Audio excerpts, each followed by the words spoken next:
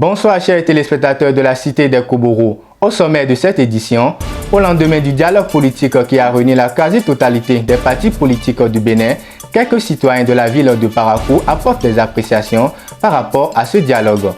Campagne de vaccination contre la poliomyélite, plus de 77 000 enfants vaccinés dans la zone Parakou-Ndali, le point avec le médecin coordinateur de la dite zone dans cette édition. Et puis parlons toujours de poliomyélite, que comprendre du mal? Un médecin nous édifie sur la question dans ce journal. Ce sont là les grandes articulations, installez-vous pour les détails.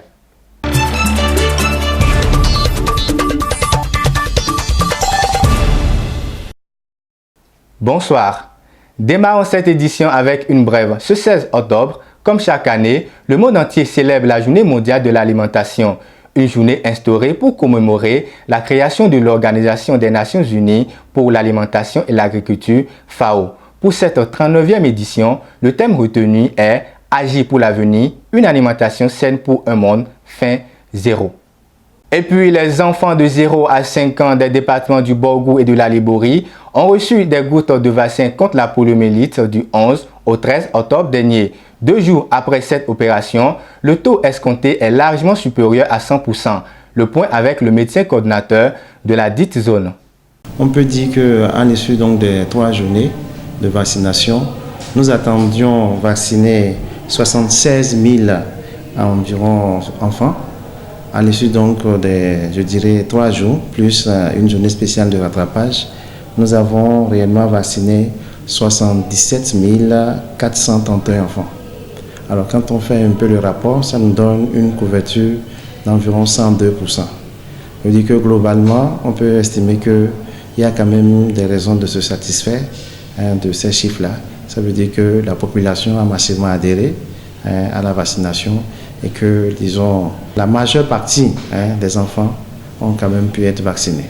Nous avons prolongé une 4e journée dans certaines localités dont nous avons eu les chiffres relativement faibles et nous avons également ouvert les postes dans tous les centres pour que les retardataires viennent dans ces formations sanitaires-là se faire vacciner. Mais au jour d'aujourd'hui, comme on dit, nous avons arrêté et les points sont en train d'être faits et le matériel est en train d'être, restitué au niveau hiérarchique, c'est-à-dire départemental. Il s'agit seulement d'une première phase. Il y a une seconde phase qui est annoncée pour démarrer à partir du vendredi 25 octobre pour durer également 3 jours. En termes de difficultés, nous n'avons pas eu, ce n'est pas des choses nouvelles. Nous avons malheureusement encore quelques ménages qui ne sont pas tout de suite coopérants. Mais à force de communication, d'échange, les uns et les autres finissent par comprendre. Nous arrivons avec les échanges à pouvoir résoudre aujourd'hui ces cas de réticence. Poliomyélite, toujours pathologie qui touche essentiellement les enfants de moins de 5 ans. La poliomyélite est l'une des maladies de l'enfant les plus redoutées. Elle touche des milliers d'enfants chaque année à travers le monde. Afin d'éradiquer la maladie, l'OMS a lancé depuis 31 ans déjà une vaste campagne basée sur la vaccination de tous les enfants du monde. Nima Toussani et Nassis Tossa nous font découvrir ce mal à travers cet élément.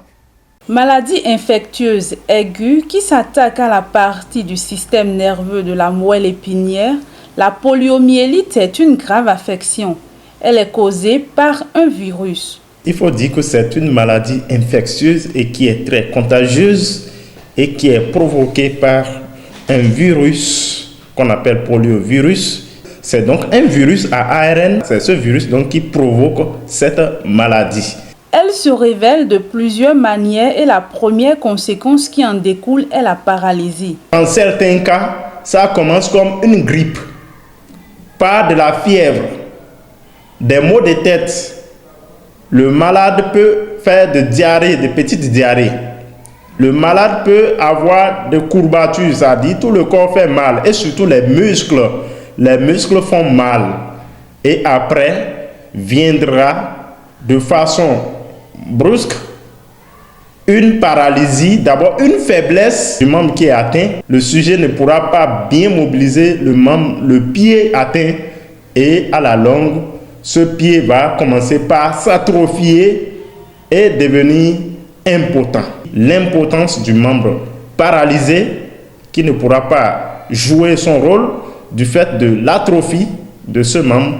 Et secondairement, s'il s'avérait que c'est une paralysie générale, donc ça aboutit à un arrêt respiratoire et c'est le décès qu'on va constater.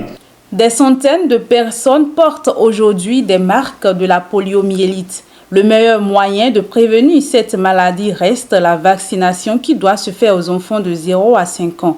Les campagnes de vaccination de la poliomyélite sont donc des opportunités pour sauver les enfants de la paralysie. Comme je vous l'annonçais à l'issue du dialogue convoqué par le chef de l'État qui a pris fin samedi dernier, les citoyens de la ville de Parakou donnent leur appréciation par rapport à cette rencontre. Suivez plutôt. Vous initiez un dialogue et vous choisissez vos protagonistes, vous choisissez vos contradicteurs, vous choisissez les différentes personnes avec qui vous avez envie de discuter et les personnes avec qui vous n'avez pas envie de vous asseoir. Vous les triez sur le volet. Vous voyez, nous disions déjà qu'il faut trouver une autre appellation. Ce genre de rencontre, ce n'est pas un dialogue. C'est une très bonne appréciation que j'ai eue de ce dialogue politique, que le chef de l'État a reçu les conclusions le samedi dernier. Et j'ose espérer que le président Patrice Talon fera bon usage du rapport qui lui a été remis par tous ces politiques qui se sont assis pour essayer de réfléchir, pour trouver une solution à la crise qui n'est pas quand même inconnue de la majorité du peuple béninois. C'est bon d'appeler tous les politiciens, mais appeler tous les politiciens, il faudrait quand même essayer de tamiser les choses. En regardant du fond de la marmite, l'auteur que nous sommes de la société civile, aucun membre n'a été représenté. Au niveau des évêques aussi, aucune personne. Or voilà, toute action d'envergure nationale qui s'est posée ou passée dans le petit pays, le Bénin, les évêques ont œuvré pour la paix dans ce pays. Il a invité les partis politiques, les gens ont parti. Quand on vous appelle à une réunion, ce que tu as vu, que ça te gêne, c'est ça que tu vas dire. 4 ans déjà que l'ancien président du Bénin, feu général Mathieu Kérékou, nous a quittés. Quel souvenir gardé de l'homme? Quelques habitants de Parakou nous en parlent dans cet élément. Moi, je le considère comme un baobab, tel que le thème le dit. C'est le baobab, vraiment, c'est très important. Donc, dans ce pays, le Bénin, ce que Mathieu Kérékou a fait, c'est bien. On ne peut jamais oublier ça.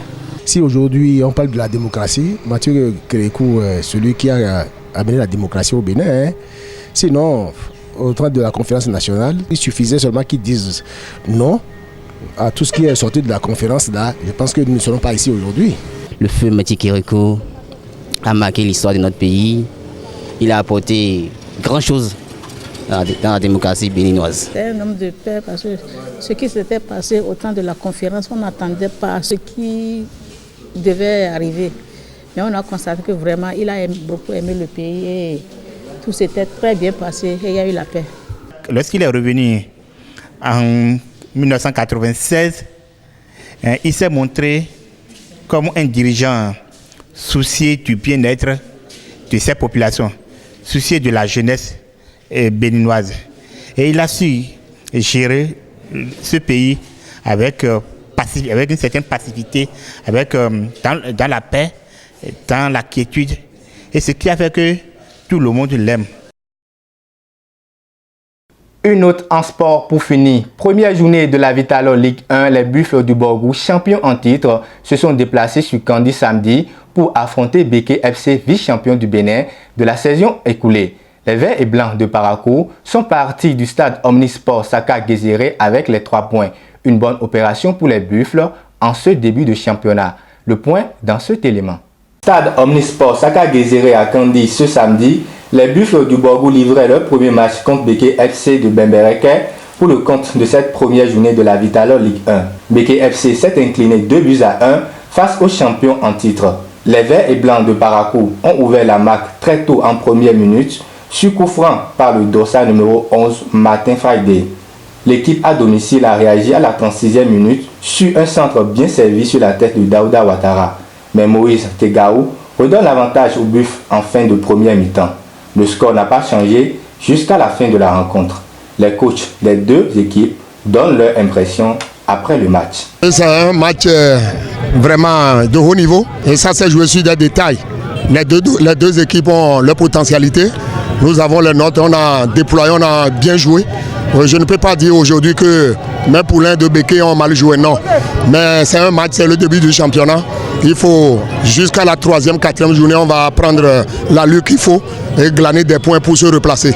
Je dirais d'abord félicitations au bureau de VIF, félicitations aux supporters et aux joueurs, et également les acteurs. Tout le monde s'est mobilisé pour cette première sortie. Ça a marché. Depuis une quinzaine de minutes, l'adversaire a pris le match en main. Ça a été un peu difficile pour nous, mais quand même on a pu sortir jusqu'à la deuxième mi-temps. Les deux capitaines des différentes formations apprécient la rencontre. Ça n'a pas été facile. Maintenant, on va commencer par travailler et puis pour rattraper l'erreur qu'on s'est menée pour qu'on nous a gagné. C'est le collectif qui a tourné puisque les Buffs c'est une famille. Nous avons joué collectif face à une belle équipe de Béké.